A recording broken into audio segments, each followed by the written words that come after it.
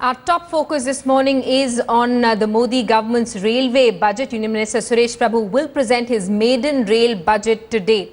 Now, there are big expectations from the Modi government's first full-year rail budget. It's likely to focus less on populist measures and more on attracting investment and modernization of trains. The government has already indicated that a fare hike is unlikely across the board, but a cess for cleanliness cannot be ruled out, with minor adjustments in fares for tickets booked under the Tatkal scheme and premium special trains. Despite a popular practice of launching new trains in huge numbers every year, Rail Minister Suresh Prabhu may not announce too many new trains. His focus areas could be improvement of passenger amenities, cleanliness of stations and coaches, catering bio-toilets and easing the ticket booking process. The rail budget may also have proposals for Wi-Fi on stations and trains. Keeping with the Modi government's promise of bullet trains, the railway minister could announce the way forward for high-speed train corridors between Mumbai and Ahmedabad. He may elaborate the government's plan for the proposed Diamond Quadrilateral route for high-speed trains to address the concerns of safety and security. The railway minister may propose a slew of initiatives, including installation of CCTVs in coaches and on stations, increasing manpower in RPF and GRP. Special coaches for women and measures to check railway accidents and sabotage are also likely to be addressed. Suresh Prabhu is expected to walk a tightrope as he tries to bridge the huge gap in finances. The rail budget could show how the Modi government is prepared to drive investment in a vital transport sector. मुख्य trust हमारा extension पर है। Hello. और जो congestion है उससे भारतीय rail network को उबारना है, सामान्य यात्रियों की सुविधाओं में विस्तार, समय से सुरक्षित और संरक्षित ढंग से लोग अपने गंतव्य तक पहुंचे, ये मुख्य ट्रस्ट होगा। Let's get a word from our editor South TS Sudhir, who's with us live from Hyderabad this morning. Sudhir, what are the expectations of people on the ground? Andhra Pradesh and Telangana would have specific needs now that the states have been bifurcated. Absolutely. In fact, after the bifurcation, one of the major demands of Andhra Pradesh is that though the South Central Railway headquarters was here in Hyderabad, they would want Visakhapatnam to get similar status, a new railway zone to be created, stationed at Visakhapatnam. Apart from that, their major concern is the fact that though Vijayawada has been announced as the new capital of Andhra Pradesh, it really does not have any direct trains. For instance, the train that was promised from Vijayawada to New Delhi last year in the railway budget has still not been operationalized. And of course, Vijayawada is treated more like a junction than as a railway station. In fact, most of the passengers who I've been talking to complain really about the kind of services. I have with me Dr. Satish, who has just arrived here from Chennai to Secunderabad.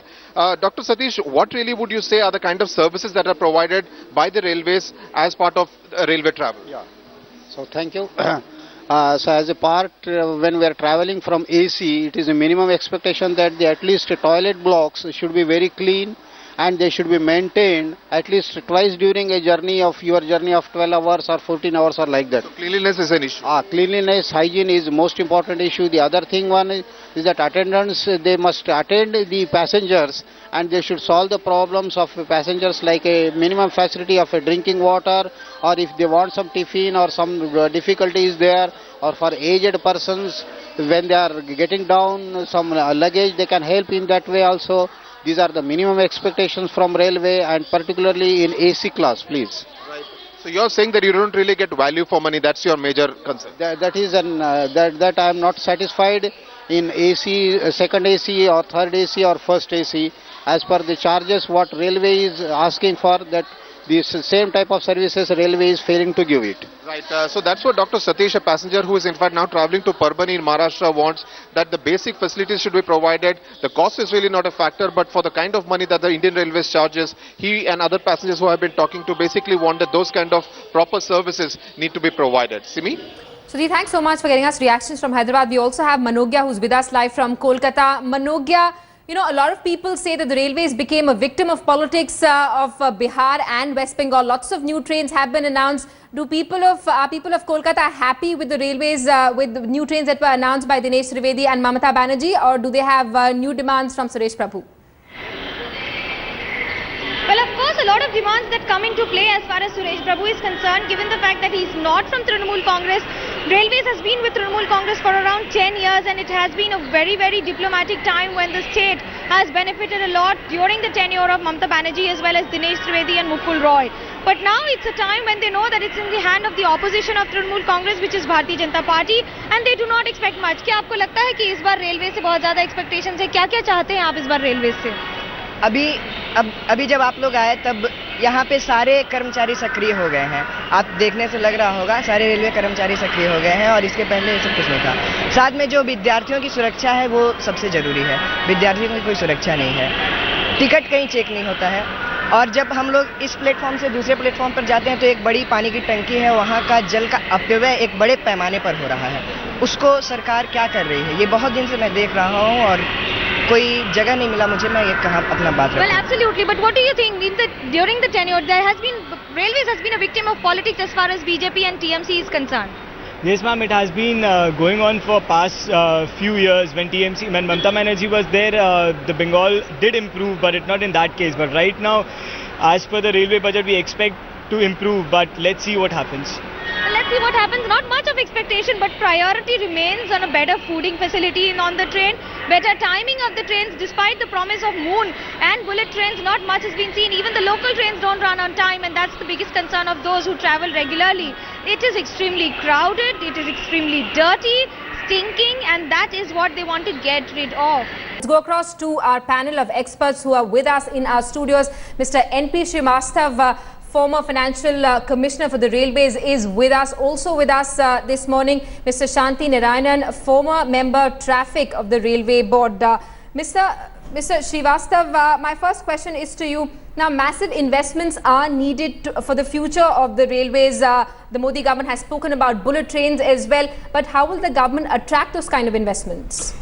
Well, I am very emboldened by what the MO has just now said, that he is going to expand the capacities. He is going to remove the bottlenecks in this budget. If that happens, that is what is required.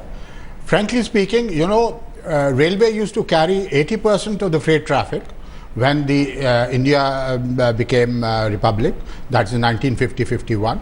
Now it is reduced to about 30-35%.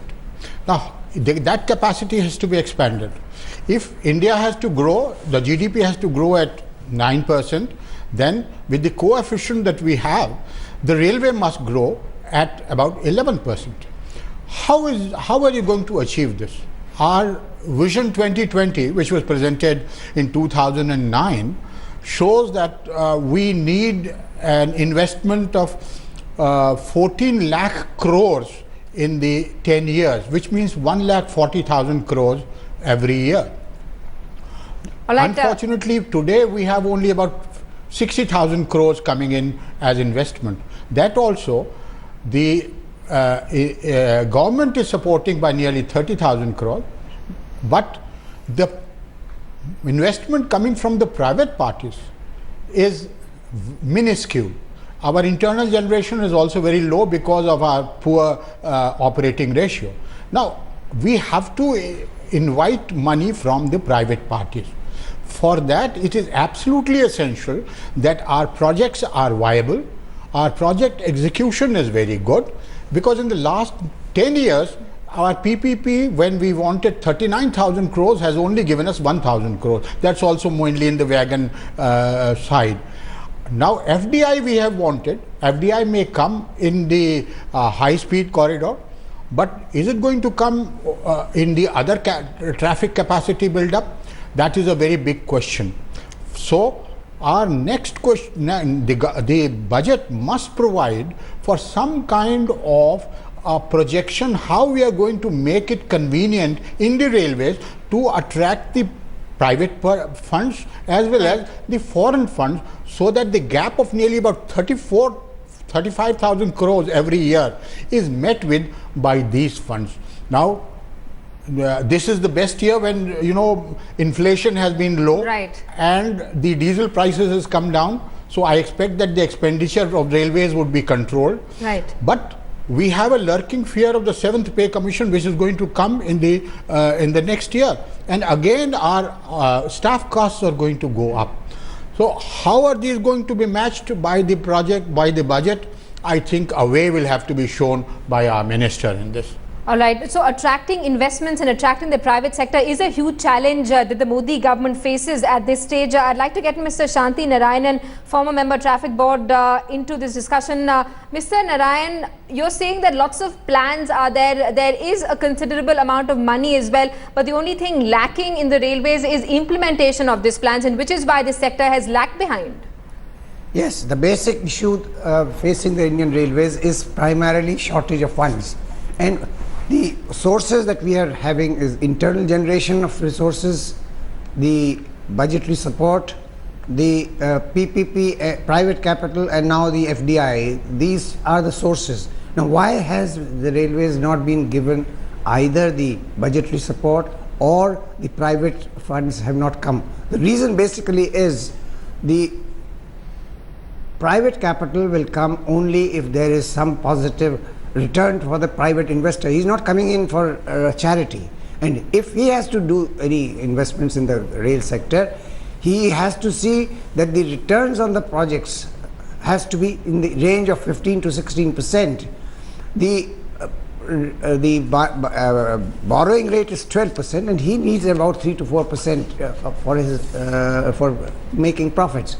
Now, the problem is railways projects do not give you a return of more than 8 to 9%, and the solution that was found by the NDA government in the past was only this area where a up to 40% viability gap funding was provided for in the highway sector. This was not done in the railway sector, and that is what is required today. Unless the private capital will come only if you give up to 40% viability gap funding for the projects that we want to get through the PPP mechanism. The second area which is important for railways is how to increase internal generation. That can happen only by increasing the growth rate, and that growth rate will come only if the line capacity is dramatically increased. The projects that we have developed are these dedicated freight corridors, and they have to come along the sides and diagonals of the Golden Quadrilateral.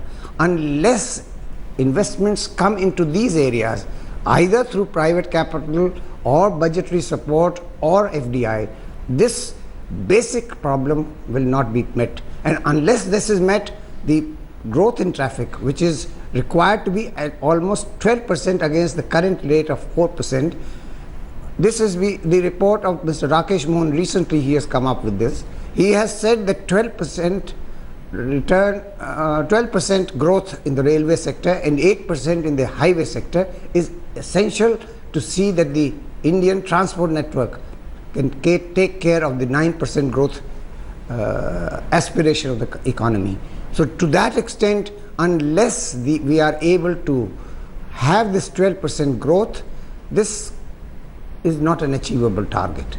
And railways and the transport sector itself will become a bottleneck to reach the target of 9% growth of GDP